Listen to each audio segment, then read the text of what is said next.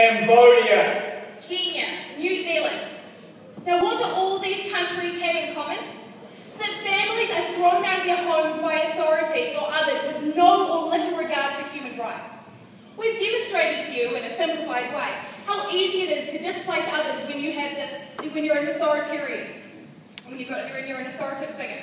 So, except in reality, these families who are displaced, these families and tribes being evicted, they're losing a lot more than just the chairs they're sitting on.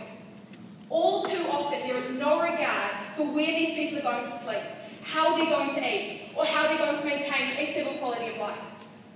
So for those of you who don't know, Amnesty is an international organisation that advocates for human rights. Since 1961, it has grown to include 150 countries, and there are more than 3 million supporters. All of these people are different. They speak different languages, they have different cultures, yet they are similar. What they all have in common is that they all joined in one cause to speak out for the injustices, crimes, and the foolishness of human beings. They are there to remind people what they are doing and how it might affect others. To me, Amnesty is about taking part in something bigger, something that will change the world. As Year 9, I'm learning so much about how there is nothing I have done, so much to do.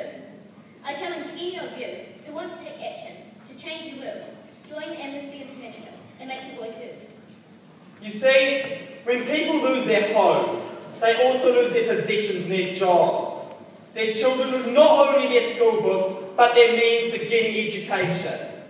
In the West Bank and Gaza, an area occupied since 1967, Israel continues to defy international law by building settlements and evicting the Palestinians.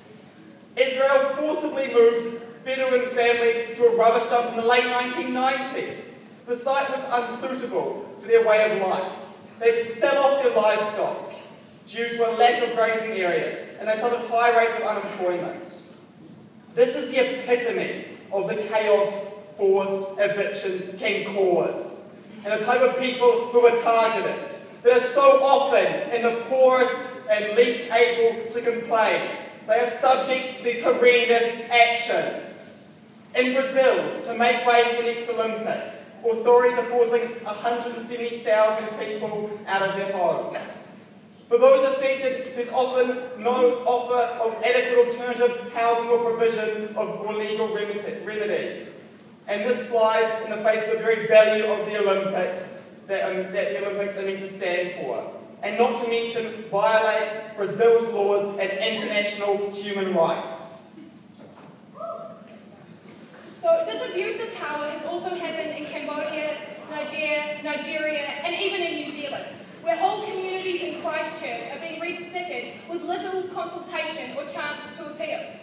There is a bake sale being held in the foyer on Thursday, so come along and fill your bellies and support Amnesty's efforts to stop forced evictions. And we'll have a banner signing in the foyer this week as well. Come along and support a worthy cause.